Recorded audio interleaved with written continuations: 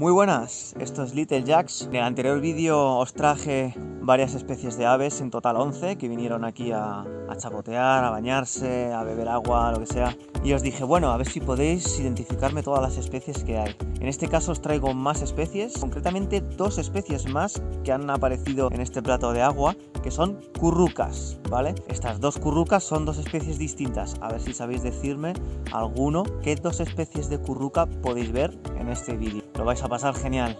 Os dejaré más pajaritos. ¡A por ello!